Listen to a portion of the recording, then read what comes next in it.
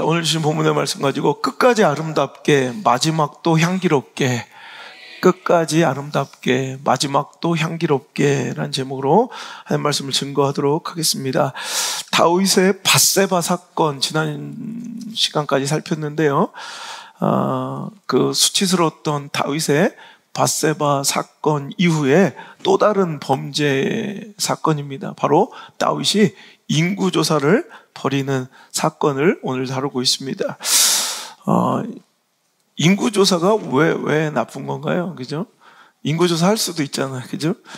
성경 안에 인구조사를 다룬 기사들이 여러 번 있습니다. 그런데 그 인구조사의 목적과 동기가 완전히 다르다는 거죠. 출애굽기 30장에 하나님께서 모세에게 인구조사를 명하고 그 백성의 수요를 세라 하실 때, 그때 이유와 목적은요, 이제 백성들의 수요를 따라 하나님께 생명의 속전을 드리기 위함. 그러니까 오늘도 모든 한 사람도 예외 없이 생명의 속전, 반세겔씩을 누구나 부자든 가난하든 오늘도 하나님께 생명의 속전으로 드려서 그것을 회막 봉사를 위해서 사용하기 위한, 어찌 보면 그들의 생명을 살리고 하나님과의 관계를 유지하고 또 하나님의 일을 도모하기 위한 굉장히 귀하고 선한 목적으로 사용됐고요.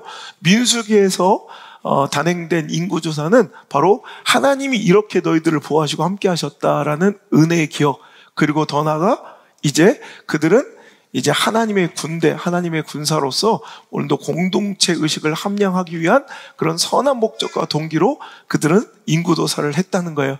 하지만 오늘 다윗의 인구조사는 그 마음의 동기와 목적이 선하지 못합니다. 오늘 그는 자신의 힘을 과시하고 싶고요, 자신의 힘을 확인하고 싶었던 거예요. 그래서 그들은 오늘도 인구조사를 통해서 내가 얼마나 막강한가, 내 정권이 얼마나 오늘도 강한가, 오늘도 내가 동원할 수 있는 총 군대의 숫자가 얼마이며 이것으로 내가 무엇을 할 수 있을까에 대한 오늘도 이 교만한 동기에서 이 인구조사가 진행되었기에 마음의 중심을 보시는 우리 하나님께서는 그것을 용납하지 않으셨다는 거예요. 여러분, 오늘도 우리가 말씀의 본론으로 들어가기 전에 먼저 우리가 살펴야 될 것은, 참 우리는 마음의 중심, 그 동기와 목적이 정말 중요하다라는 거예요. 하나님 마음의 중심을 보십니다. 하나님은 외형적인 것에 속아 넘어가는 분이 아니심을 믿습니다. 하나님은요, 똑같은 행위를 했다고 결과가 같다고 다 같은 것이 아니라는 거죠. 오늘도 우리가 신앙생활 할 때 이렇게 나와 예배하고 기도한다고 그것이 다 내가 하나님을 기쁘시게 했다 착각해서는 안 돼요. 하나님께서 말라기에서도 예배를 진노하실 때가 있고요, 또 수많은 사람들의 제사를 하나님께서 헐어버릴 때가 얼마나 많이 있었는가를 우리가 기억해야 될 필요가 있습니다. 오늘도 선한 동기, 그 목적, 마음의 중심이 하나님께로 향하지 않으면 오히려 내가 열심처럼 보이는, 헌신과 희생처럼 보이는 우리의 신앙의 모든 행위들이 오히려 하나님을 진노케 하는, 그러니까 예배 드리는 것이 하나님의 진노, 여러분 교회 안에서 교제하는 것이 하나님의 진노, 기도하는 모습이 진노가 될 수도 있다는 거예요. 오늘도 여러분 하나님의 진노를 사는 그런 동기가 선하지 못한 또 악한 목적으로 행해지는 그런 형식적인 종교생활, 신앙생활을 다 걷어버리시고 이제 마음의 중심으로 주님 앞에 나와 전심으로 하나님을 의지하고 찬양하는 아름다운 예배자, 진정한 신앙인이 될 수 있기를 주의 이름으로 축복합니다. 마음의 중심, 생각의 순결함, 동기의 목적의 선함이 있어야 하는데, 다윗은 오늘도 자신의 힘을 확인하고 싶었고, 오늘도 다윗은 교만했기에 오늘도 그것이 인구조사의 목적이었던 거예요. 동기였던 거예요. 그로 인해 자신은 물론 자신으로 인해 백성들이 큰 고난을 당해 오늘도 이렇게 시대적 위기를 당하는 이 모습을 보면서 오늘도 이제 우리도 내 삶 속에 인구조사는 없는지, 다윗이 행했던 그런 교만한 인구조사는 없는지 오늘도 잘 점검하셔서 오늘도 다윗이 범했던 그 악한 행위와 실수와 잘못들이, 범죄함들이 우리에게 나타나지 않기를 기도하고 소원하며 오늘도 이 말씀을 받으시길 주의 이름으로 축원합니다. 여러분 교만을 경계해야 합니다. 여러분 교만을 경계하고 우리가 교만을 두려워한다는 것은 또 거꾸로 다른 표현으로 하나님을 더욱더 의지해야 합니다. 내가 교만하지 않기 위해 힘쓰는 것이 교만하지 않는 것이 아니라 하나님만 다 의지하면, 하나님만을 간절히 원하면 마치 빛이 들어오면 내가 어둠을 몰아치려고 막 어둠과 싸우진 않잖아요. 빛이 있는 곳에는 어둠이 있을 수 없는 것처럼 내 마음에 하나님이 차지하고 있는 그 영역은 교만이 틈탈 수가 없어요. 오늘도 우리 교회가, 우리 신앙이, 여러분의 가정이, 여러분의 사업이, 여러분의 진로가, 여러분의 자녀의 교육이, 여러분의 관계 모든 것이 여러분 하나님을 지향할 수 있길 바랍니다. 하나님을 더욱더 의지할 수 있길 주 여러분을 축원합니다.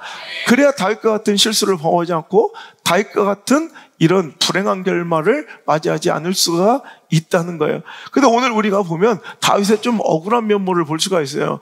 1절에 보니까 여호와께서 다시 이스라엘을 향하사 진노하사 그들을 치시려고 어떻게 해요? 다윗을 격동했다는 거예요. 그래서 다윗으로 인하여 인구조사를 하게 했다. 어찌 보면 하나님이 다윗을 격동시켜서 인구조사를 시킨, 어찌 보면 다윗이 피해자처럼 묘사되어 있더라는 거죠. 여러분 이걸 어떻게 해석해야 될까요? 여러분 하나님께서는 우리에게 자유의지를 주세요. 신앙의 양심을 주세요.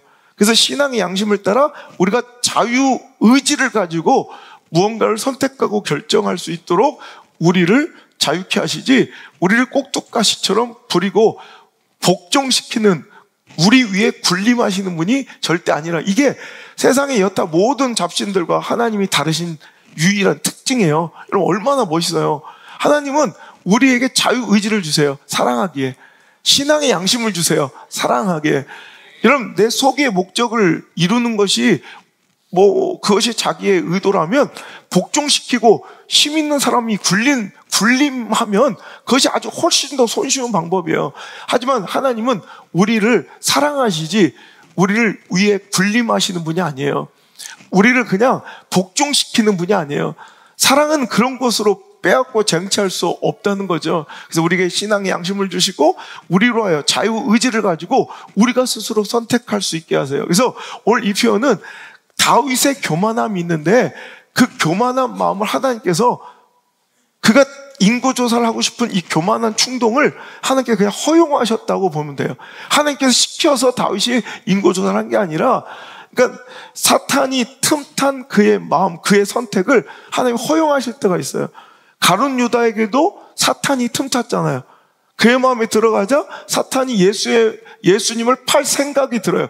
그의 선택을 허용하신 거지, 하나님께서 가룟 유다나 다윗을 이용해서 악한 일을 벌이시는 분이 아니에요. 자, 오늘 평행본문을 보면 오늘 이 사건이 또 기록되어 있는 다른 성경이 있습니다. 역대상인데요. 역대상 21장을 보면 또 동일한 요 사건이 이렇게 기록되어 있어요. 역대상 21장 1절 읽겠습니다. 시작.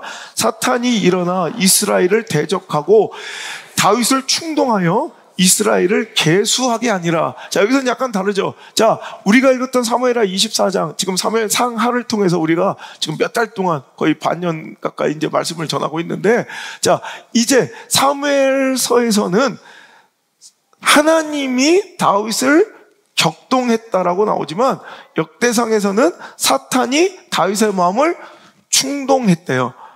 그러니까 이거예요. 오늘 다윗의 교만이 사탄이 일할 영역에 틈을 준 거예요. 그러자 사탄이 그의 마음에 들어와 충동한 거예요. 교만하도록, 인구조사하도록. 그런 선택을 하나님은 허용하신 거예요. 이해가 되시죠? 자, 출애굽기에 보면 결국 그 완악함과 완강함으로 바로가 끝까지 자기 고집을 꺾지 않고 홍해에 침몰될 때까지 그 역사를 계속 기록할 때, 여러분 두 가지 표현이 나와요. 출애굽기 8장에 보면 이 바로가 완강하여, 이건 능동적으로 바로가 완강하여, 그러니까 자기가 선택한 거예요. 또 바로가 그 마음이 완악하여, 이건 능동적 선택이에요. 그런데 출애굽기 9장부터는 뭐라고 나오면 하나님께서 바로의 마음을 완악하게 하시고, 여러분 이런 두 다른 표현이 나와요. 그런데 이것도 똑같은 거예요. 그 마음의 완강함을 하나님께서 허용하시는 거예요. 오늘 여러분 이것은 하나님이 오늘도 다윗을 격동시켜서 어떤 이스라엘을 칠 목적, 진노의 목적, 수단으로 다윗을 이용하신 게 아니라 이미 사탄의 충동질에, 그는 교만의 틈을 벌려 들어온 사탄의 충동질에 그는 인구조사, 그 교만한 선택과 결정을 했고 하나님은 그를 허용하셨다. 이렇게 이해하시는 게 좋을 것 같아요. 여러분, 사탄이라는 단어, 이 헬라어로는 디아블로, 여러분 잘 아시죠? 디아블로. 이 원뜻이 이 디아블로, 디아가 이 뭐뭐 사이, 비트윈, 누구와 누구 사이를 뜻하는 거예요. 불로 돌 던지다라는 뜻이에요. 그러니까 오늘도 사탄은요, 중간에서 사이를 벌려놓고 돌 던지는 자예요. 사탄은 오늘도 다윗의 마음에 충동질해서 하나님과 다윗의 마음에 간격을 벌려놓고 돌 던지는 거예요. 여러분, 둘 사이에 돌을 막 던지면 어떻게 돼요? 서로 벌어지고 틈이 더 넓어지겠죠? 사탄은 그런 거예요. 사탄은 우리의 마음을 충동질하여 그의 실제 목적은 우리가 하나님을 의지하지 않도록, 우리가 하나님께 마음이 자꾸 떠나가도록, 우리가 하나님을 소홀히 여기도록 만드는 것이 바로 사탄의 목적인데, 오늘도 그것이 오늘도 감행되고 성공했다는 거죠. 그래서 다윗은 이 사탄의 충동에 그는 교만함으로 넘어가 오늘도 하나님을 의지하지 않고 하나님보다 더 의지하고 싶은, 하나님보다 더 내세우고 싶은, 하나님보다 더 자랑하고 싶은, 하나님보다 더 강하게 느끼는 것들, 그것이 바로 자기의 병사, 군사력 있다는 거죠. 그래서 그는 그것들을 확인하고 싶은 유혹에 빠져 인구조사를 했고 그것이 하나님의 진노를 사게 됐다는 거예요. 여러분, 오늘 우리의 삶 가운데, 신앙생활 가운데 정말로 중요한, 정말 위험한, 두려운 우상 중에 하나가 바로 숫자의 우상이에요. 우린 자꾸 보이지 않는 하나님보다 숫자를 더 의지하려고 해요. 한국교회가요, 여러분, 앞으로 여러분 몇 년 후에 10%대로 교인 수가 떨어질 거라는 예측이, 그 전망이 아주 대다수예요. 왜 이런 일이, 이런 참혹한 일이 벌어졌을까요? 한국교회가 하나님을 더 의지하고 하나님과의 관계를, 그 순결함을 더 중시하는 것이 아니라, 오늘도 하나님과의 관계에서의 정직함과 성실함을 더 내세우는 것이 아니라 숫자에 빠져 모든 것을 숫자화하고 숫자를 근거로 하고 숫자를 자랑하기 시작했어요. 크기를 자랑하기 했어요. 그것이 바로 한국교회의 큰 병폐였다는 거예요.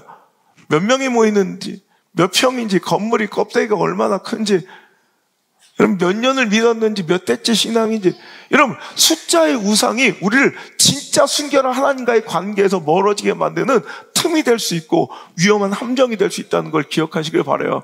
숫자에 속지 말고, 정말로 여러분 우리가 궁금해야 될 것은 정말 이 예배 가운데 얼마나 우리가 순결한지, 하나님께 드린 그 예배가 얼마나 정직하고 신실한지, 이런 게 우리의 관심사여야 될 줄 믿습니다. 제가 많은 목사님들 이번 주에도 뭐 얼마나 스케줄이 많아요. 대부분 만나면 어느 순간부터 한국교회 관심사는 이 예배에 성령이 임하시고 정말 뜨거운 역사, 회복의 역사, 변화가 일어나는 그 이유, 그 원천, 원동력은, 그 엔진은 무엇입니까?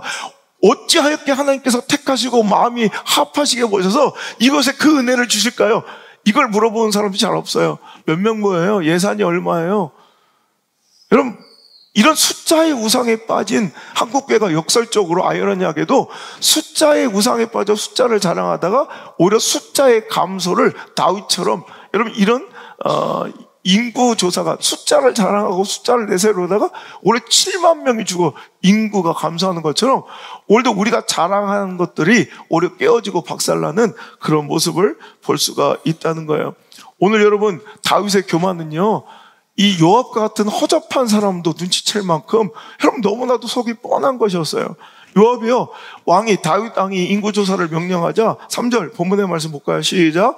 요압이 왕께 아뢰되 이 백성이 얼마든지 왕의 하나님 여호와께서 100배나 더하게 하사 내 주 왕의 눈으로 보게 하시기를 원하나이다. 아멘. 오늘 다윗이 이 자리에 오른 것은, 이 지위를 누리는 것은, 이 영광 가운데 있는 것은 하나님의 은혜요, 그 결과이며, 이 왕자와 왕권을 견인하고 오늘도 당신의 그 영광을 견인하고 있는 힘은 하나님의 은혜요. 여러분, 이 요압, 이 허접한 신앙, 별로 선하지도 않은 자예요. 요압은 이런 자도 이걸 고백하고 아는 거예요. 네가 너 된 것은 하나님의 은혜지, 하나님 원하시기만 하면 이 숫자는 100배나 더해질 수도 있다. 하나님 능력이 부족해서가 아니라, 여러분 하나님이 주신 것 안에서 우리는 그 은혜를 누리며 감사하며 그 은혜가 우리의 목적되어야 되고요, 항상 그 은혜가 우리의 관심되어야 돼요. 원수가 그 주신 은혜가 아닌 오늘도 그 복을 가지고 그걸 지키려고 오늘도 그것에 매몰되어 우리의 시선이 하나님의 은혜가 아닌 다른 것에 주신 축복에 간, 이게 바로 미혹이에요. 미혹. 하나님이 아니라 하나님이 주실 그 무언가, 이것에 관심 갖고 시선을 빼앗기는 것, 이게 바로 미혹입니다. 이 마지막 때 가장 위험한 것이 미혹하는 영이에요. 미혹하는 가짜 선지자들이에요. 오늘도 우리 시선이 미혹되지 않길 바랍니다. 우리의 신앙이 미혹되지 않길 바랍니다. 변질되지 않길 바랍니다. 하나님만 바라봐야죠. 하나님의 그 은혜를 바라봐야죠. 오늘도 내가 이 자리에 있는 것은, 내가 이 은혜를 누린 것은, 내가 이 왕관을 쓰고 있는 것은, 내가 이 왕좌에 있는 것은 백성들이 나를 지지해줘서가 아니에요. 하나님의 은혜구나. 하나님의 은혜를 더욱더 또렷이 바라봐야 될 때, 오늘도 내 힘의 원천과 오늘도 이 권자를 견인하고 이 권력을 유지하는 건 사람인 줄 아는 거야. 그러니까 그 백성의 숫자를 세고 싶은 유혹, 충동이 다윗에게만 있는 것이 아니라 저와 여러분에게도 있을 수 있다는 거예요. 오늘도 하나님의 그 은혜보다 오늘도 내 마음이 사탄의 충동질로 나요. 오늘도 내 삶이 유지되고 내가 누린 이 기쁨이 견인되고 있는 힘이 다른 곳에 있다 착각하여 그것에 마음 뺏기고 시선 뺏기고 있는 것이 바로 우리의 인구조사인 줄 믿으시고요. 하나님을 더 바라보시길 바라요. 하나님의 은혜만 더 갈망하고 간청하시길 바라요. 여러분, 그것이 바로 겸손이고요. 그것이 바로 교만을 피하는 여러분 유일한 길인 줄 믿습니다. 사역의 위기, 인생의 위기를 흔히 번아웃이라고 얘기해요. 표현합니다. 여러분, 번아웃 많이 들어보셨죠? 많은 사람들이 번아웃 됐다, 번아웃 돼서 쓰러졌다. 저도 번아웃을 굉장히 두려워했어요. 모든 에너지와 힘과 열정을 다 쏟아내고 인풋이 없는 채 자꾸 아웃풋만 하다 보니까 뭔가 소진되고 고갈되는 느낌에, 여러분 엘리야처럼 주저앉아 펑펑 울면 나는 이제 끝났다고 로뎀나무 아래 오늘도 엎드리고 싶은 그런 충동이 바로 번아웃이에요. 그래서 많은 목회자와 사역자들이 번아웃을 두려워합니다. 저도 항상 번아웃을 두려워했는데 어느 순간 그런 생각 드는 거예요. 번아웃이 두려운 것이 아니라 그보다 훨씬 더 두려워해야 될 것들이 있다. 여러분, 심리학에서는 번아웃 외에도 여러분 보어아웃이라는 표현이 있어요. 혹은 브라운아웃이라는 표현이 있어요. 우리는 번아웃밖에 모르지만 모든 열정과 에너지 다 쏟다가 우리가 지쳐서 쓰러지는 것만 탈진이라고 생각하지만, 여러분 그보다 더 위험한 게 보어아웃이에요. 여러분, 어떤 신입사원이 들어가서 일하다 보면 막 두려워요. 열정을 다 쏟아요. 막 그러다 보면 탈진할 수 있어요. 근데 보아웃은 시간이 쭉 지나 처음엔 긴장되고 어떤 업무를 맡았을 때 막 떨리고 그 밤을 새우고 막 열정을 쏟았었는데 어느 순간 이 일이 너무 능숙하게 반복되다 보면, 답습되다 보면 너무 쉬워져, 일이. 그래, 의미가 가치를 찾을 수 없어. 재미없어. 심심해. 이게 보아웃이에요. 이게 더 위험한 거예요. 열정 없이 그냥 답습되는 일, 이제 스킬과 노하우, 테크닉, 내 경험 짬밥으로도 충분히 해낼 수 있는 거. 그렇다면 우리 사역과 신앙 가운데 더 위험한 것은 차라리 번아웃, 내가 하나님께 언제 한번 격렬하게 모든 걸 다 쏟아서 내 한계까지 쏟아내 모든 걸 쏟아붓고 차라리 번아웃이라도 되면 아름다운 신앙이에요. 그래서 어느 순간 답습되는 신앙, 여러분 우리에게 가장 위기는 바로 보아웃처럼 반복된 신앙의 행위들 가운데 이게 의식화되고 형식화돼가지고 습관이 돼가지고 이제 그냥 능숙하게 돌아가. 가만히 놔둬도. 브라운아웃은 전구의 필라멘트가 너무 낡거나 전압이 약할 때 그것이 이제 제대로 힘을 발휘하지 못하고 전구가 브라운색, 갈색으로 변할 때를 표현하는데, 그래서 브라운이에요. 그래, 브라운아웃. 이제 열정이 다 소모된 거예요. 그래서 어느 순간 그 끝쯤 가면 이제 열정 없이 초심을 잃어버리고 그냥 하는 거예요. 꾸역꾸역. 이게 브라운아웃이에요. 여러분, 무엇이 더 두려울까요? 저는 번아웃을 두려워하다가 언젠가부터, 수년 전부터는 이 보아웃을 두려워하며 기도해요. 이 브라운아웃을 두려워하며 기도해요. 차라리 번아웃을 두려워할 때가 오히려 차라리 뜨겁고 좋은 때예요. 여러분, 제일 타락하고 변질되기 쉬울 때가 언제예요? 보아웃이 왔을 때예요. 충분히 잘해. 가만히도 잘 돌아가. 이제 이 목회의 짬밥이 좀 있다 보면 테크닉, 노하우, 스킬이 설교 좀 별로 안 해도 돼. 두려워하지 않아도 그냥 여러분 저라고 설교 거리가 없겠어요? 솔직히 여러분 그냥 설교하라면 하루 200편도 해. 200편도. 근데 오늘 하나님 주실 말씀을 정말 처음 강단에 섰을 때 그 두려움으로 그 긴장을 유지하며 그 두려움을 유지하며 오늘도 설사하고 토하고 금식하며 오늘도 그렇게 하면서 말씀을 전할 수 있는 이런 종으로 살아가길 꿈꿔야 되는 거, 여러분 이것이 마땅한 줄 믿습니다. 여러분 보아웃, 이것이 가져오는 게 바로 교만이에요. 내 힘으로 충분히, 내 스킬로도 충분히, 내 테크닉으로도 경험으로도 충분히 할 수 있다고요. 여러분 목사만 그렇겠어요? 여러분 인생도 그래요. 어떤 것을 처음 맞아들일 때, 좀 새로운 환경에 갔을 때 하나님께 막 기도하죠. 어떤 문제에 봉착했을 때 하나님 살려만 주시면 막 간절히 기도하다가 그것들이 풀어지고 긴장감이 없어지면 이제 내가 한 줄 알죠. 내가 할 수 있다고 착각하죠. 이제 하나님 저 뒷방 의인에 취급하며 이제 내가 뭔가 해보려요. 이게 당신의 인구조사고 당신의 보아웃의 이런 브라운 아웃의 바로 전초 증세예요. 신앙생도 격렬하게 번아웃 한번 돼본 적도 없는 사람들이 에너지 같은 교회들이, 열정을 잃어버린 에너지 같은 신앙들이 얼마나 많아지는지 몰라요. 정신 차리시고, 아직 번아웃도 안 돼봤잖아요. 열정 있게 더 뜨겁게 하나님께 나아가 하나님 아니면 살 수 없는 그런 자로 오늘도 다시 한번 엎드릴 수 있는 저와 여러분 되시기를 주님을 축원합니다. 여러분 너무 능숙해지고 다락빠진 목사 되지 않기를 기도하는 저처럼 여러분 너무 능숙한 성도 되지 않고 다락빠진 성도 되지 않길 바라요. 여러분 이 능숙하고 다락빠진 거 이것만큼 꼴보기 싫은 게 없어요. 여러분 목사가 막 다락빠졌어. 좋아요?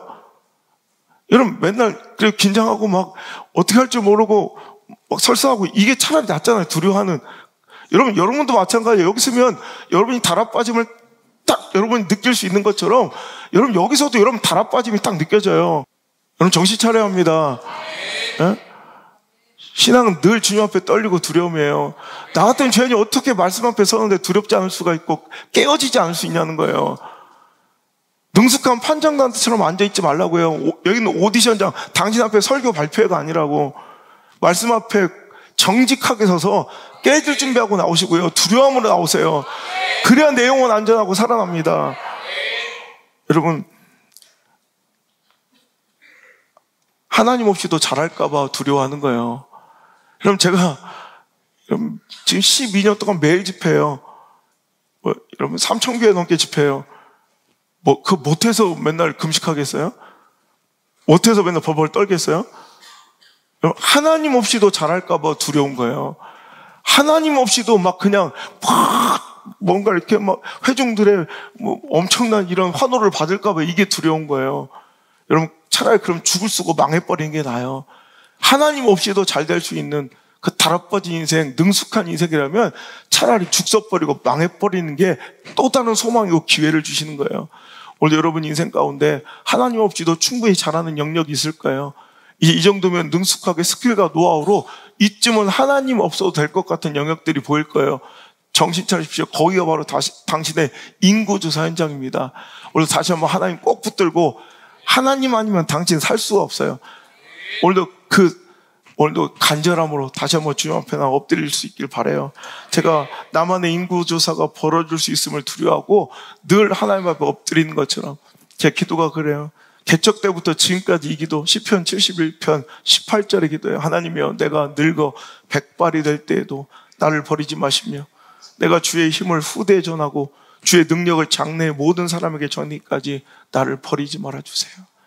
아침마다 일어나면 여러분 항상 제가 하나님 저 버리지 말아주세요. 저 떠나지 말아주세요.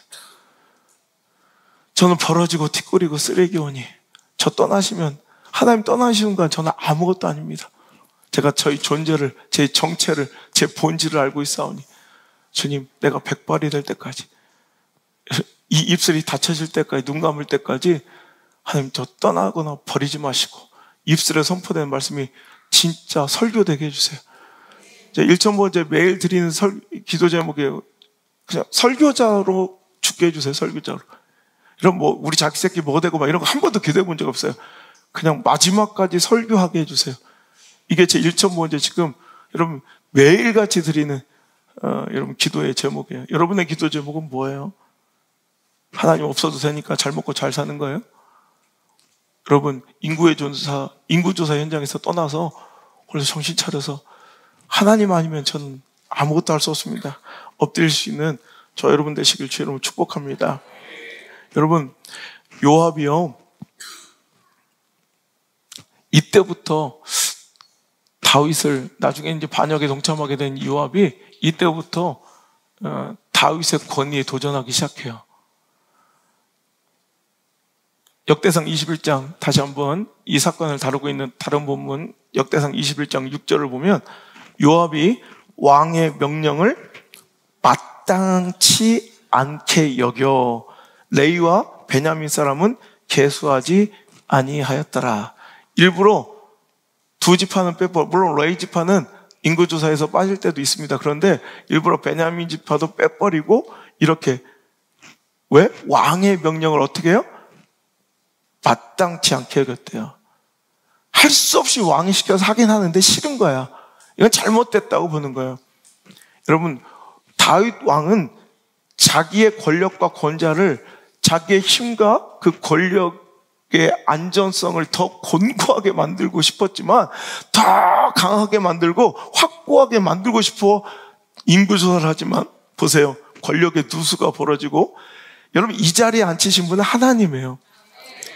그런데 오늘 내가 다른 걸 의지하고 오히려 다른 것이 내 이 은혜와 오늘의 삶을 견인하고 있다고 착각하는 순간 여기서 하나님 나에게 주셨던 그 권력이 오늘도 그 견고함이 완전히 누수되고 흐트러지시고 몰락하고 있다는 걸 봐요. 하나님 말씀이 딱 맞죠.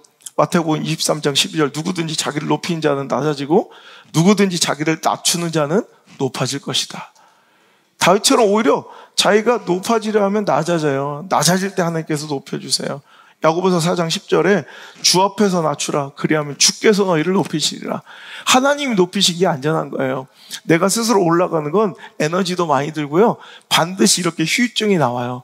오히려 내가 의도한 바, 목적한 바 그 권력이 더 견고해지고 내 힘이 더 강성해질 것 같은데 오히려 하나님을 의지하지 않고 교만할 때 오히려 내가 의지하던 그 힘들이 오늘 더 파괴되는 것을 오늘 봐요.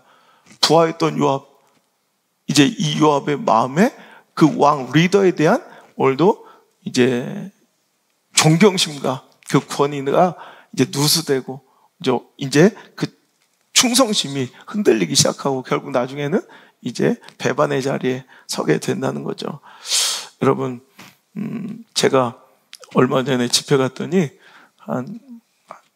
아주 일찍이 미국에서 박사학위도 받으시고 아주 엘리트이신 두 목사님 부부가 제 설교를 되게 좋아하시는데요. 그러면서 집회 끝나고 저한테 하신 말씀이 그래요. 목사님은 박사학위 안 받은 게 정말 신의 한 수예요. 이러더라고. 예? 그랬더니 자기는 공부도 많이 하고 이렇게 소위 엘리트인데 목사님 설교를 들으면 정말 새로운 관점에 엄청나게 많은 걸 배우고 목사님 설교에 다른 데 없는 어떤 깊이가 있다는 거예요. 그런데 만약에 목사님이 어디서 박사학위 받았다면 그 학교가 좋은가 봐. 역시 박사학위를 받아야 돼. 이렇게 칭해지고 논해질 뻔했는데 목사님이 박사학위가 없다는 걸 자랑하고 다닐 때 목사님 박사학위 없는 게 그게 신의 한 수래. 그러니까 와 하나님이 하셨네. 저런 얼굴에서 저런 말씀이 나오대 막 이러면서 박사학위 없는 게 신의 한 수다. 저는 참 그 말씀을 들으면서 한 5년 전 그때가 생각나서 갑자기 눈물을 터뜨렸어요. 제가 박사학위를 하려고 이제 교우들에게도 이야기하고 이제 첫째 학기를 끝내고 두 번째 학기 이미 등록금까지 다 냈어요. 학비까지 냈는데 어느 날 기도하는데 하나님 마음에 강한 감동으로 왜 네가 스스로 높아지려고 하느냐. 박사학위를 그만둬라. 내가 내 때가 되면 내가 너를 높일 계획이 있다라는 마음을 주셔서 그때 기도하다가 너무 울었어요. 하나님 내가 어디 가서 내가 교단 정치하고 어떤 자리를 얻고 싶다는 것도 아니고 말씀 더 잘 전하려고 공부 좀 하겠다는데 이것도 막으시나. 너무 제가 속상했어요. 제가 실은 딴 거에 하나도 내가 관심도 안 갖잖아요. 가가지고 정치를 하는 것도 아니고 완장을 차는 것도 아니고 내가 하나님 말씀 더 잘 전하려고 공부 좀 하겠다는데 그걸 막으신 하나님이 너무 원망스러웠어요. 그런데 하나님 뜻이니 그냥 다 내려놓고 2학기째 그만뒀던 그때가 딱 생각나더라고요. 근데 어느 순간 딱 제가 하나님이 그때 이러셔서 그때 박사학위를 못하게 하셨구나. 그게 이제 딱 떠오르는 순간들이 엄청 많아요. 이번에 신학교 이제 총장 후보로 올라갈 때도 그렇고 말씀을 전하면서 수많은 사람들에게 하나님의 은혜만 드러나고 하나님의 영광만 드러낼 수 있는 그리고 더 적절한 도구와 통로로 사용되는 그 순간순간마다 얼마나 하나님께 감사하는지 몰라요. 그러면서 내린 결론은 하나님은 무조건 옳으시다. 여러분, 윤석열 대통령이 이번에 그랬대요. 백성은 무조건 옳다. 국민들은 무조건 옳습니다. 왜 그분은 그렇게 고백해요? 그 권력이 거기서 나오니까 그래요. 우리 국가의 주권은 국민에게 있어요. 이게 헌법. 그러니까 국민은 무조건 옳은 거예요. 여러분, 그것처럼 주권이 중요한 거예요. 내 모든 삶의 주권은 누구에게 계세요? 하나님께 계세요. 그리고 하나님 무조건 옳으신 거예요. 뭘 하라든 하지 말라든 더 가가지고 쟁취하고 승리하라든 아니면 하나님 앞에 완전히 깨어져 엎드려 오히려 희생하라든 하나님은 무조건 옳으신 거예요. 오늘도 내가 스스로 교만하여 하나님보다 더 의지하고 신뢰하려고 했던 것들을 경계하시고 두려워하며 내가 할 수 있다. 내가 한번 해보겠다. 여러분, 이게 바로 교만이거든요. 이 착각하게 만드는 모든 것들을 다 버려버리고 두려워하고 이제 하나님만 더욱더 의지할 수 있기를 주의 이름으로 축원합니다. 여러분, 내 인생을 복귀해 보세요. 언제 박살나고 깨지는지. 내가 한번 해보겠다. 내가 할 수 있다. 여러분, 이 생각이 교만이에요. 그때부터 하나님이 우습게 보여요. 하나님 말씀이 우습게 보여요. 그래서 하나님 말씀보다 오늘도 내 상황, 처지, 형편에 대한 경영, 분석, 통계, 기획 이따위 걸 더 믿기 시작해요. 여러분, 그러다가 보면 여러분 어느 순간 박살나는 인생을 만나게 돼요. 여러분, 이게 교만이에요. 내가 한번 해보겠다. 내가 할 수 있다. 라는 이 착각. 이것을 불러일으키는 여러분 주변에 뭐가 있으면 관계가 있습니까? 그거 깨트리세요. 그걸 불러일으키는 뭐 물질이 있습니까? 여러분 뭐 기회들이 있습니까? 여러분 사업, 교제, 결혼, 진로, 입학, 유학, 직장, 관계, 자녀 교육 이 모든 영역에서 내가 할 수 있다. 내가 한번 해보겠다. 착각하고 자만하는 것들이 있습니까? 이 인구조사 현장을 반드시 끝내시고 결단하시고 내가 지금 무엇을 진정 의지하고 있는지.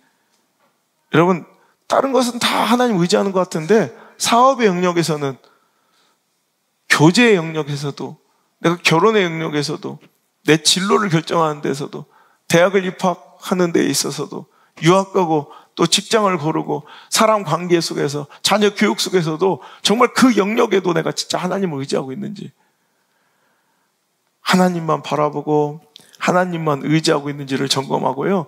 그 모든 것들을 뒤로 다 밀어버리고 이제 하나님을 구하시길 바랍니다. 그래서 하나님의 때 하나님이 주시는 방법으로 하나님이 일하실 때 그때가 가장 존귀하고 가장 완벽한 승리를 우리는 누릴 수 있다는 거 기억합시다. 제가 개척 초기에 하나님만 바라보고 하나님만 의지했던 시간을 기억합니다. 아니, 뭐 솔직히 말하면 하나님밖에 바라볼 뿐이 없었고요. 하나님밖에 의지할 수 없었던 순간이에요. 그때가 오히려 가장 안전한 시간이에요. 오늘 이 시간, 여러분 하나님 외에도 의지할 것들이 있는 시간, 이 시간이 가장 위험한 시간이에요. 옛날에 생각해 보면 제가 얼마 전에 미국 집회 가서 우리 개척 멤버였던 지금 우리 함께 하지 않지만 내가 일부러 그 자녀들 찾아가지고 내가 기도하고 전화하고 우리 같이 펑펑 울었는데 그때 생각하면 참 초라했던 예배당, 아무도 없던 그 예배당 진짜 혼자 개척해가지고 그때 와서 중학생 뭐 초등학생 마이크 2개 잡고 이런 음향 시스템도 없어서 들고 다니는, 우리 장례식장 들고 다니는 그 이동식 앰프 있잖아요. 그거 하나에 마이크 꽂아가지고, 그러니까 마이크 구멍이 3개밖에 없어서 3개밖에 없는 거예요. 찬양단 2명이 풀이야. 나 하나 써야 되니까 근데 이건 마이크 되나 안 되나 똑같아. 근데 그냥 하기 심심하니까 잡고 있는 거예요. 그때 제가 샀던 마이크가 아직도 그냥 13,000원짜리 은색 마이크인데요. 내가 인터넷 쇼핑 같은 거 못 하는데 그때 막 하나님의 은혜와 은총으로 성령의 기름 부음을 받아 그때 성공을 했어요. 네. 그때 아직도 기억나 그 멘트가 노래방용 마이크, 은색 노래방용 마이크래. 그게 13,000원짜리 샀는데 댓글 그 13,000원짜리 하나를 사는데도 댓글을 얼마나 찾아봤는지. 그래도 댓글에 뭐 결론이 뭐냐면 어떤 건 와 쓰레기다. 뭐 어떤 건 뭐 그냥 괜찮았다. 뭐 복불복이더라고요. 괜찮은 게 오면 괜찮고 쓰레기가 오면 쓰레기인 거예요. 그래서 그 댓글을 보고 저는 뭐 다른 걸 제품을 살 수 있으면 좋은데 돈이 그거밖에 없어. 그 마이크밖에 못 사. 그래서 기도에 들어간 거예요. 하나님, 내가 마이크를 더 좋은 걸 살 수 있으면 좋겠습니다만 지금 내가 13,000원짜리 이거밖에 못 살 능력이니까 15,000원 있었거든요. 전 재산이. 하나님, 좋은 놈을 보내주옵소서. 금식을 했어요. 올 때까지, 배송될 때까지 금식을 했다니까. 좋은 놈 오게 해달라고. 좋았는지 안 좋았는지 아직까지도 확인이 불가해요. 소리가 안 나와서 잘. 스피커가 안 좋으니까. 애들 둘이 서가지고 막 다다다 떨면서 그 은색 마이크 13,000원짜리 갖고 예배할 때 실은 그때가 더 좋았어요. 지금은 내가 13,000원짜리 하나 사는데도 이렇게 하나님께 간절할 수밖에 없었던 제가 어떤 때는 뭐 1,300만 1억 3천을 지출할 때도 내가 금식 함께 하는가? 뭐 이런 생각을 해요. 물론 하나님 대의를 위해서 많은 일을 해야 되니까 그런 것까지 제가 뭐 살피지 못할 때도 있어요. 하지만 그 정신만큼은 저는 잃지 않아야 된다고 생각을 해요. 그래서 늘 하나님께 기도하고 겸손한 모습으로 주님 앞에 서려고 몸부림을 쳐요. 여러분 목사만 그러겠습니까? 여러분 저와 여러분도 그래야 될 줄 믿습니다. 이제 좀 알겠다 싶을 때가 여러분 위기가 찾아올 때예요. 돌고래는 멋지게 점프할 때가 작사를 맞을 때래요. 오늘도 여러분 이제 좀 뭐 알겠다, 좀 이제 뭐 신앙생활을 좀 이제 능숙하게 하겠다 생각하는 요때 오늘도 감격과 두려움과 떨림 없이 와서 그냥 시간 되면 앉아있는 나의 모습을 볼 때 이 말씀의 주인공이 나이고 인구조사하고 있는 다윗이 말씀의 거울에 비춰보니 내 모습임을 여러분 꼭 발견하시길 바라고요. 오늘 이 말씀이 당신을 정신 차리게 해서 그런즉 선 줄 생각하는 자는 넘어질까 조심하라. 오늘 섰다고 생각할 때, 내가 잘 나간다고 생각할 때, 내가 의롭고 잘 믿고 있다고 생각할 때 팍 넘어질 걸 조심하는 그런 저와 여러분 되시기를 간절히 바랍니다. 여러분 이번 항저우 아시안게임, 저는 아시안게임 올림픽 저는 굉장히 저는 좋아하는 사람이에요. 왜냐하면 이런 국제대회는 꼭 있어야 된다고 생각하는 게 그때 비로소 우리가 알지도 못했던 종목, 비인기 종목 그 선수들 그럴 때라도 응원하고 좀 관심 갖잖아요. 여러분 그런 종목이 있었는지는 알았겠어요? 그런 종목 관심도 없잖아요. 그런데 저는 그럴 때라도 좀 우리 물론 그런 비인기 종목들도 최소한 4강쯤 올라가야 그나마 한번 좀 쳐다봐 주지만 여러분 좀 그런 무명의 선수들 비인기 종목들도 좀 관심 가져주길 바라요. 저는 그래서 아시안게임이나 올림픽 있으면 특히 올림픽은 또 세계벽이 너무 높으니까 아시안게임에 묻혀졌던 수많은 땀과 노력들이 이제 조금 결실을 맺고 사람들에게 인정받는 시간 되는 것 같아서 나하고 아무 상관없는 분들이지만 난 그게 굉장히 좋아서 응원 많이 해줘요. 근데 이번에 굉장히 열받는 사건이 있었어요. 뭐 지금 일본하고 뭐 금메달 뭐 10개 넘게 차이 나가지고 우리가 3위로 밀려났지만 그때는 뭐 1개, 2개 차이로 2등, 3등을 막 할 때 그 금메달 1개가 되게 아쉬울 때 롤러스케이트 종목에서 3000m 계주 알죠? 3000m 단체 경기 계주 3명이 단체로 뛰는데 마지막 주자 한 선수가 앞에 두 선수가 너무 잘해서 이건 따라올 수 없는 격차를 만들었어요. 그래가지고 이제 와 금메달이구나 하는데 결승선 전에서 이겼다고 막 세레머니를 할 때 뒤에 2등으로 쫓아오고 있는 선수가 필사적으로 발을 쫙 뻗어가지고 결승선에 먼저 닿은 거예요. 그래서 비디오 판독을 했더니 그 대만 선수, 2등한 대만 선수의 롤러스케이트 그 바퀴가 한국 선수보다 먼저 들어왔어요. 계측을 해보니까 0.01초 차이. 그러니까 결승선 통과해서 0.01초만 참고 들어와서 손들면 되는데 교만한 거예요. 미안합니다. 그 선수 뭐 관계자 있으면. 내가 볼 땐 교만했던 거예요. 자기도 엄청 후회하더라고요. 욕 엄청 먹고. 끝나기 전에 환호한 거예요. 세레모니. 그러다 역전당한 거예요. 그 대만 선수는 이락 스타가 됐는데 재밌는 거냐. 그러고 2주 뒤에 반전. 여러분 이건 모를 거예요. 그 대만 선수를 찾아보다가 대만 뉴스에 그 선수가 나오는데요. 2주 뒤에 국내 대회에서 똑같은 일이 또 벌어졌어요. 그 금메달 0.01초 차이로 금메달 땄던 그 선수가 다른 대회에 나가가지고 결승선 앞에서 세레모니 하다가 뒷선수한테 바로 14일 날 일자에 신문에 나왔더라고. 0.03초. 그래서 내가 내린 결론이 인간은 누구나 교만에 연약하다.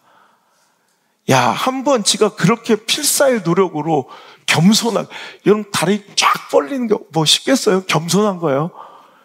막 모습은 추해도 누구나 멋지게 이러고 들어오고 싶죠. 근데 막 가래기를 쫙 벌려가지고 그 쫄바지에 얼마나 무한해요. 그런데도 겸손하게 발 뻗어서 0.01초의 은혜로 금메달 땄어요. 그럼 평생 그거 은혜 기억하며 살아가야 될 것 같은데 딱 12일 뒤에 제가 똑같은 짓거리 하는 거야. 이러다가 쫙 해가지고 0.03초 차이. 오늘 여러분 우리가 들어야 될 메시지예요. 오늘도 우리가 지금 세레모니하고 팔 펼치고 있어요.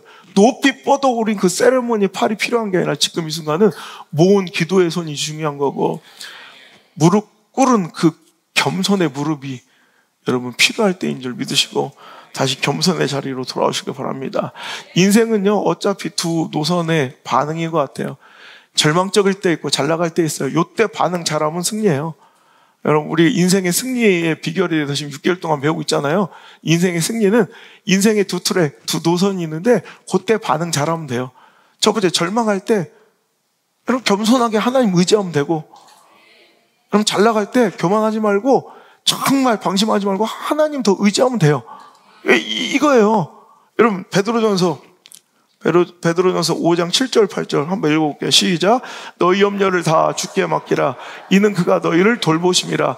근신하라 깨어라. 너희 대적마귀가 우는 사자같이 두루다니며 삼킬 자를 찾나니. 자, 오늘도 절망적 5장 7절 절망적일 때 그 염려 많고 근심 많을 때 어떻게 하면 돼요? 염려를 다 하나님께 맡기고 하나님 의지하면 돼요. 그리고 조금 잘 나갈 때 형통할 때는 여러분 어떻게 해야 돼?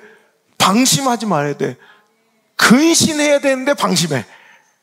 근신하여 깨어 있어야 될 때 방심하니까 우는 사자, 사탄이 마귀가 우는 사자처럼 삼킬 자를 찾고 있는데 방심하다 먹히는 거예요. 방심하다 지는 거예요. 여러분 근신하시길 바라요. 그래서 여러분 기도를 요청하고 금식이 선포될 때 오늘도 여러분 그 방심하고 또 세레모니에 팔을 올리려 할 때 하나님 주신 기회일 수 있어요. 후회하지 말고 오늘도 근신하시는 이런 귀한 결단의 시간 되길 바랍니다. 여러분 교만은 패망의 지름길이에요. 잠언서 16절 18절의 말씀처럼 교만은 패망의 선봉이고 거만한 마음은 넘어지면 앞잡이에요. 오늘도 여러분 그럼 무조건 내일 미래는 결정돼 있어요. 교만하고 거만하고 자만하는 것들은 무조건 져요. 필패야 필패. 여러분 승리를 예약하고 살아도 오늘 하루를 견디기 힘든 신앙의 여정인데 여러분 망할 길로 가고 있으면 얼마나 안타까워요. 여러분 교만하고 있다면 그건 무조건 망할 길이에요. 내가 안 봐도 알아 안 봐. 뭐 사업의 아이템이 어떻지 뭐 그 사람 스펙이 학위를 어디까지 땄든 뭐 누가 밀어주고 백이 있던 저는 하나 딱 교만한 거 보고 아 저건 망했구나. 그럼 100% 망해요. 뭐 이건 예외가 없어요. 아 저 거만하다. 100% 망해 그건. 뭐 뭘 해도 안 돼요. 오늘 그러니까 오늘도 내가 교만하고 자만하고 있다면 정신 차려야 돼요. 망할 길이에요 망할 길. 다시 겸손의 자리로 다시 승리의 자리로 회복의 자리로 돌아올 수 있길 바랍니다.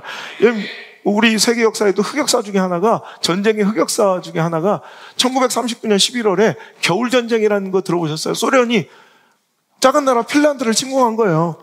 여러분, 말도 안 되는 이런 현격한 전력의 차. 소련은 어떻게 생각하냐면, 이 핀란드 정도는 원래 이 북유럽의 패권을 스웨덴과 이제 소련이 막 이제 서로 패권 전쟁을 하는데, 그 중간에 껴있는 게 이제, 고래 싸움에 새우등 같은 게 요게 핀란드인데, 이제 스웨덴은 함부로 막 못하니까 이제 핀란드로 눈을 돌려서 핀란드를 공격하는데, 11월, 겨울에 이제 그래서 겨울 전쟁이에요. 근데 소련은 금방 먹을 수 있다고 생각하고요. 이게 까짓 것들은 뭐 아무것도 아니니까 하도 그럴 것이요. 핀란드는 소련의 100만 대군의 침공, 100만 명이 동원됐어요. 100만 명이 밀고 들어오는데 핀란드는 인구가 없는 거예요. 싹 다 총동원했어요. 남자는. 이때 10대들도 막 왔어요. 자원에 그래봤자 30만 명이에요. 그 어린애들까지 다 합쳐봤자 30만 명인데 정예 군대 100만 명이 왔어요. 거기다가 소련은 전차가 탱크가 6,500대. 그런데 핀란드는 32대. 6,500대 중에 32대. 그것도 32대는 급하게 계약해서 갖고 온 노옵션이래. 깡통 전차. 무기도 장착되지 않은 32대와 6,500대. 전투기가 3,800대 대 112대. 3,800대 112. 병력은 아까 몇 명? 100만 명 대 30만 명. 말도 안 되죠. 그러니까 소련은 금방 핀란드 정도는 며칠이면 함락시킬 수 있다고 그냥 확 밀고 들어왔는데 이런 변수가 생기는 거예요. 소련도 춥다면 추운 데인데 소련 사람, 추위에 아주 혹독한 추위에 익숙할 만큼 익숙한 사람들이 소련인데 소련도 감당할 수 없는 엄청난 추위가 있더래. 핀란드는 혹독한 추위, 학을 띄었대요. 거기다가 핀란드 사람들은 맨 눈에서 사니까 그냥 스키를 겁나 잘 타. 거기다가 사냥으로 먹고 사니까 그냥 삶 자체가 전투훈련이래. 그냥 삶 자체가. 그래서 그리고 자기들은 그냥 금방 가서 딱 며칠 만에 함락할 거라고 생각해서 별로 탱크나 전력에 위장도 안 하고 들어왔는데 그 핀란드 군대는 설상의 위장복, 하얀색 위장복 있죠? 그게 거기서부터 하얀 위장복에 이제 스키 타고 귀신처럼 출몰했다가 도망치는 게릴라전과 이 사냥 잘하는 사람들이 저격수로 사람 한 명 한 명 다 죽이는데 그래가지고요. 이 소련군 100만 명 중에 36만 명이 여러분 사상자가 나와요. 100만 명 중에 36만 명이 사망이 16만 명이고 부상이 18만 명. 그래서 몇 달 동안 진짜 계속 지리한 싸움 가운데 결국 물론 압도적인 우위에 나중에는 이제 핀란드가 일부 장악되고 1944년에 이제 휴전협정, 정전협정을 맺을 때까지 좀 이렇게 힘들었지만 핀란드가 결국 진 모양새긴 하지만 세계에서 가장 여러분 놀림거리가 되고 소련군은 아직도 그 핀란드에 대한 트라우마가 생길 정도로 여러분 이렇게 교만해서 쉽게 이길 거라고 생각하면 아이성 전투처럼 박살나는 일이 벌어져요. 오늘 여러분 교만하고 살지 마세요.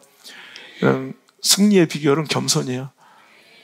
내가 진짜 너무 내가 죄송한 분이 한 분이 있어요. 제가 지금까지 미래 예측하면 다 맞았잖아요. 지금까지 한 번도 안 맞은 적이 없고 개척 때부터 우리 엄집사가 저를 신뢰한 이유가 개척 때 앞으로 이런 일이 이런 세상이 올 것이다. 지금까지 다 맞았거든. 딱 하나 틀린 게 그래서 지금 이 책을 통해서 정정하려 오타니에 대한 예측. 제가 선택 시리즈 할 때 책에도 썼어요. 집중하라. 던지든지 치든지 일본에선 먹혔을지 모르겠지만 메이저리그에서는 안 될 것이다. 겁나 잘해. 그래서 오타니한테 미안하다는 말 하고 싶고요. 잘할 수도 있구나. 이번에도 투수로서도 잘하는데 타자로서도 홈런 왕 경쟁을 펼칠 정도로 그래서 나는 그냥 사과하긴 좀 뻘쭘하니까 왜 오타니는 잘할까? 겸손. 그래서 여기다 어거지로 끼워 넣는 거예요. 이제 오타니에 대한 미안한 마음이 이번 책에는 오타니 얘기를 써주는 거예요. 오타니는 겸손하더라고. 그 대스타잖아요. 이번에 몇천억 계약을 앞두고 있는데 FA에서 그런데 그는요, 얼마나 겸손한지 현대 소나타만 타고 다녀요. 지금까지.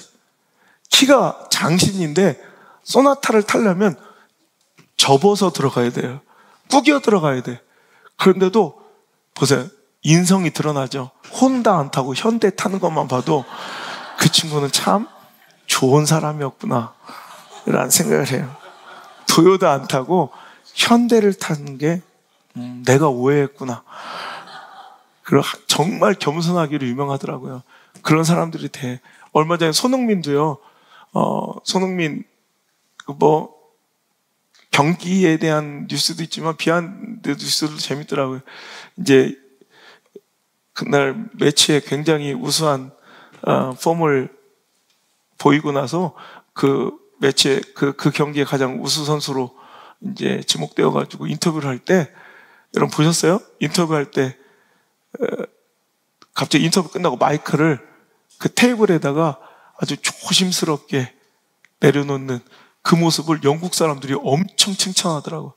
마이크를 딱 내려놓는 순간 딱 그 음향 기사한테 들리고 그 소리가 들어갈까봐 그걸 아주 조심스럽게 테이블에, 그러니까 그게 몸에 배어있는 겸손, 몸에 배어있는 배려를 저런 인성,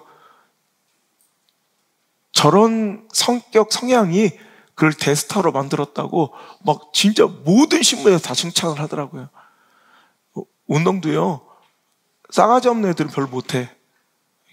결론적으로는 인성이 좋아야 돼요. 뭐든지 여러분, 겸손한 자들이 잘해요. 이게 하나님의 법칙이에요. 교만한 자들은 반드시 깨지고 박살나고 저기만 하죠. 하지만 겸손한 자는 돕는 자가 많아지고 하나님의 도우심이 함께 하시니까 하나님의 승리의 법칙은 겸손에 있습니다. 교만은 분명히 패망하는 여러분 지름길이니 선봉이니 그 자리를 떠나 여러분 반드시 승리한 자리에 있기를 주의 이름으로 축복합니다.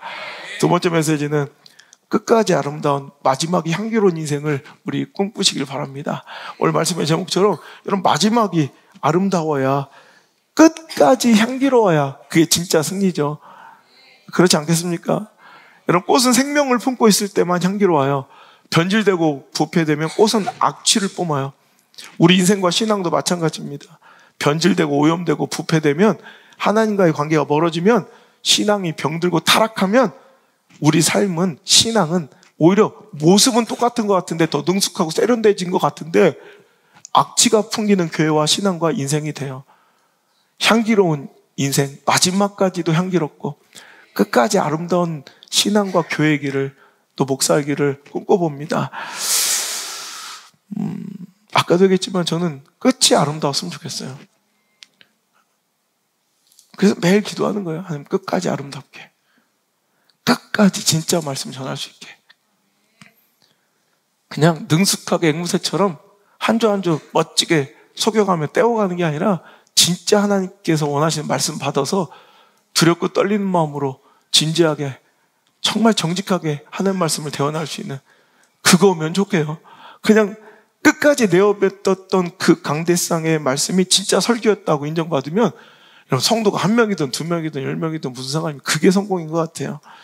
제가 존경하는 우리 최병남 목사님이라고 대형교회 대전중앙교회 원로 목사하시고요, 교단 합동측 교단의 총회장 하셨고 한기총회 회장하셨던 우리 최병남 목사님이 이제 70세 은퇴하시고요, 진짜 목회를 해야겠다고 이런 막 제도, 시스템, 정치 안에 갇혀져 있는 그런 목회 갖자 말고 하나님 부르신 그날까지 내가 진짜 목회 해야겠다고, 나는 하나님께 두려워, 하나님 못 뵈겠다고 다시 개척을 하셔서 진짜 오직 성령, 오직 은혜, 얼마나 뜨겁게 목회하시는지. 지금 81살이신데 저랑 가장 소울메이트, 만나면 영적 선배이고 또 스승처럼 매시기도 하지만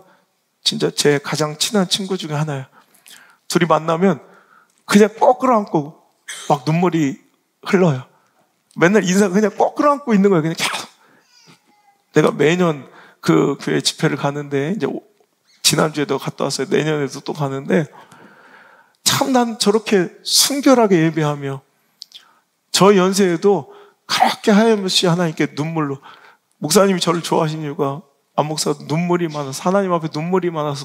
근데 목사님도 똑같아요. 눈물이 많고 그 연세에도 마르지 않은 눈물로 하나님 은혜 구하며 어린아이처럼 기도하는 그 모습이 전 너무 도전이 돼요. 여러분,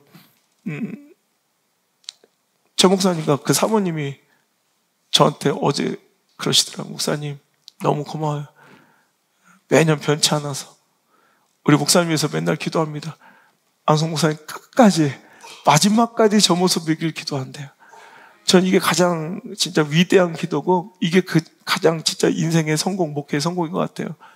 여러분, 끝이 아름답고 끝까지 아름다운, 끝이 향기롭고 끝까지 향기로운 우리 성도들과 우리 예배가 되었으면 좋겠습니다.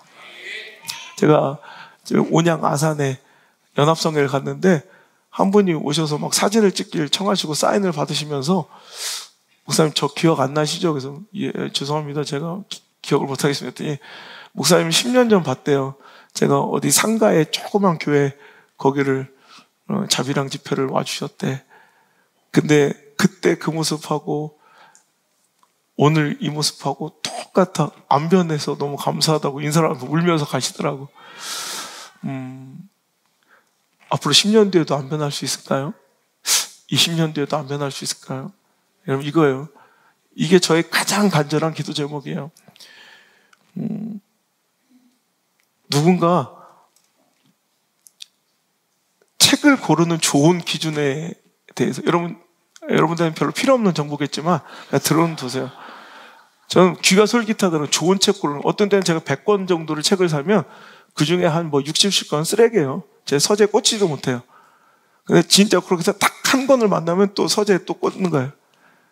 제 진짜 서재, 목양실에 있는 가짜 서재 말고 진짜 서재에 이제 꽂을 데가 없어요, 이제 더 이상. 그래서 이제 버리고 좋은 것만 딱 꽂아야 되는데 한 100권 사면 한 60, 70권은 아주 쓰레기고 그중 한 30권 안에서도 정말 좋은 책 한두 권을 만나면 그렇게 행복해. 그러니까 너무 손실이 큰 거야. 그랬더니 좋은 책을 고르는 기준을 말해준 적이 있어요. 아무 책이나 붙들고 그 책의 3분의 2 지점을 펴래.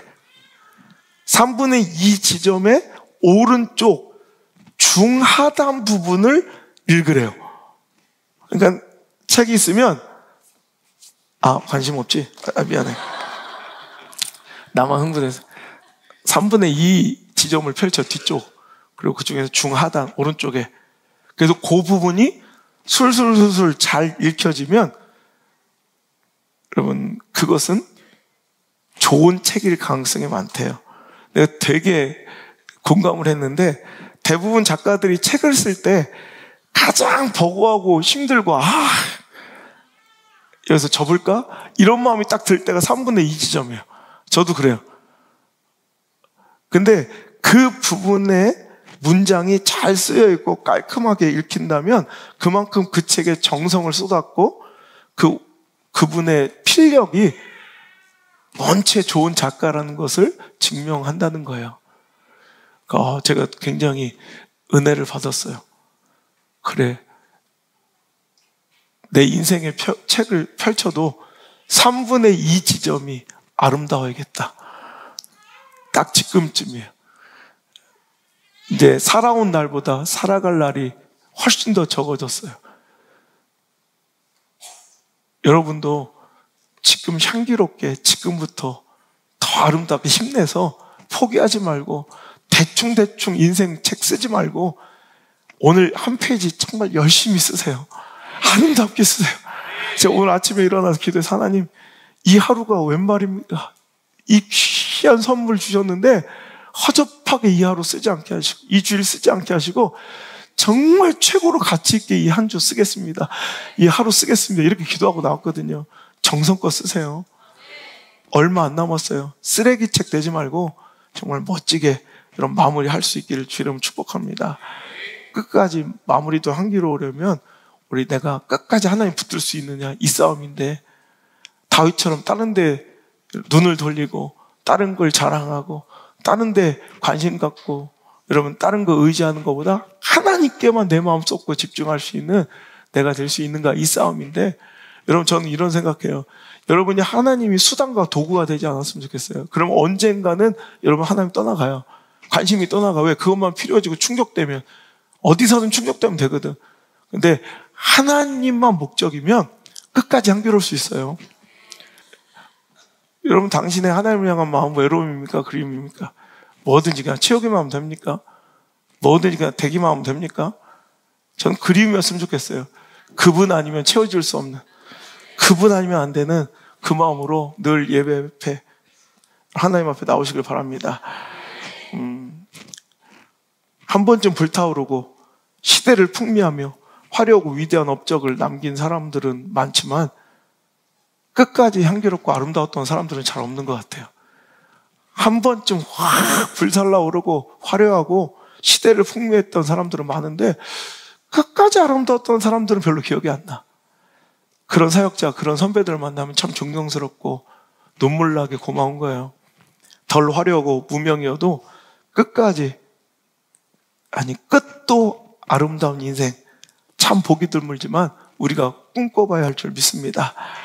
우리 그런 멋진 교회, 멋진 목사, 멋진 성도로서, 참 그리스도인으로서 하루하루 우리 끝까지 잘 경주하고 살아갔으면 좋겠습니다. 이제 다음 주로 이제 말씀이 이제 이번 시리즈가 마무리가 되는데요.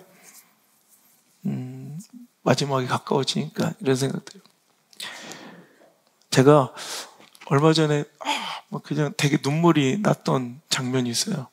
그냥 한 사진을 보고 내 인생이 저랬으면 좋겠다라는 생각을 가졌어요. 차두리 선수의 이제 마지막 은퇴 경기, 차범근 선수의 아들 차두리가 은퇴할 때 모습이에요. 이게 그렇게 저는 눈물이 나대.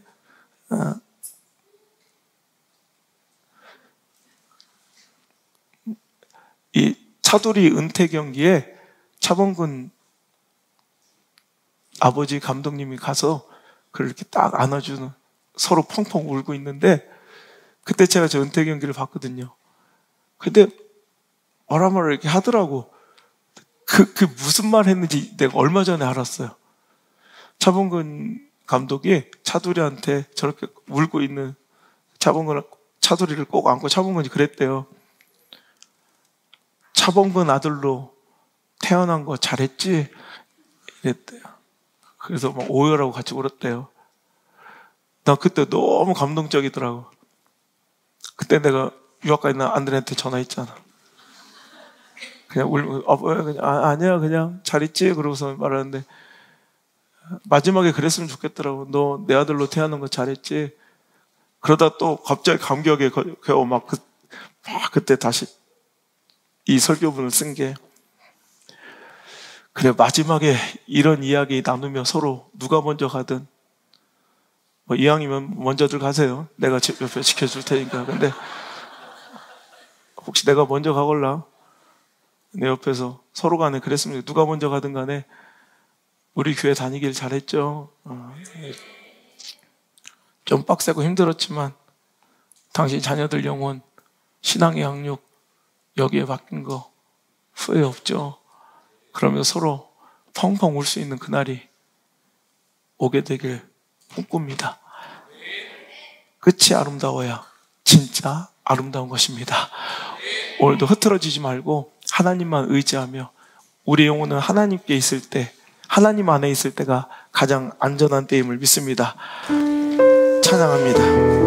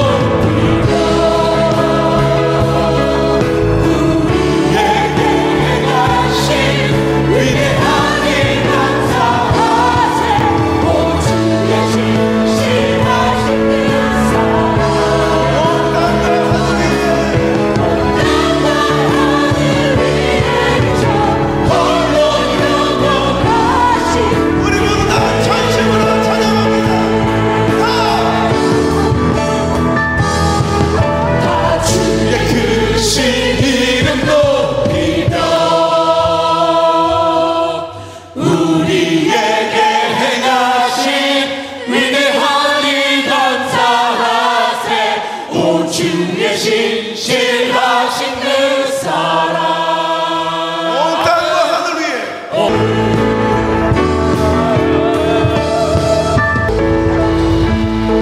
내 영혼은 하나님 안에서 가장 안전함을 고백합니다.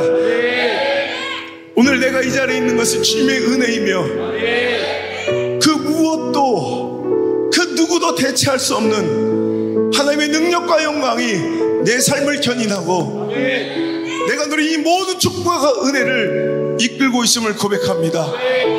그것을 망각하고 잃어버리며 다른 것에 눈 돌리고 다른 것으로 대체를 했던 나의 모든 인구조사를 이 시간 박살내버리게 하시고 다시 전적으로 하나님을, 다시 전적으로 하나님만 의지하고 바라보는 귀한 성도들, 겸손한 자리를 회복한 성도들 다 될 수 있도록 축복하여 주옵소서. 끝까지 아름답게, 마지막도 향기롭게 하나님께 영광 올려드리는 아름다운 교회 공동체와 성도들이 다 될 수 있도록 주여 우리를 붙들어 주옵소서. 우리를 떠나지 말아 주옵소서. 우리를 버리지 말아 주옵소서. 백발이 되어 노년이 될 때까지도 어린아이처럼 주님 아니면 살 수 없으며 그 은혜 아니면 살아갈 수 없다고 고백하고 주님께 더 가까이 나오는 사랑하는 우리 모든 성도들 다 될 수 있도록 축복하여 주옵소서. 오늘도 함께 예배하며 전국 각지에서 또 시차를 극복하고 또 전 세계 곳곳에서 함께 예배하는 우리 사랑하는 미디어 성전 성도들을 축복하여 주시고 교만의 자리에 내려오게 하시고 인구의 조사의 자리를 중단하게 하시고 오직 하나님만 의지하고 하나님만 바라고 하나님만 꿈꾸고 하나님만 사랑하는 우리 모든 성도들 될 수 있도록 축복하여 주옵소서. 이제는 주 예수 그리스도의 크신 은혜와 내 하나님 아버지의 놀라우신 사랑과 가장 좋은 곳으로 오늘도 우리를 인도하실 보혜사 성령님의 그 따뜻한 인도하심의 손길이 오늘 이 자리에 나와 다시금 주님만 바라보고 주님만 꿈꾸기로 결단하고 흐트러졌던 내 시선과 분주했던 내 마음을 주님께 다시 한번 고정시키기, 오늘도 다시 삶의 현장으로 돌아가 믿음의 승리의 삶을 결단하며 돌아간 모든 성도들 머리 위에 이제부터 떠나가지 마시고 1초도 떠나지 마시고 1초도 떠나가지 마시고 영원토록 함께 머무시기를 간절히 또 간절히 축원하옵나이다. 아멘.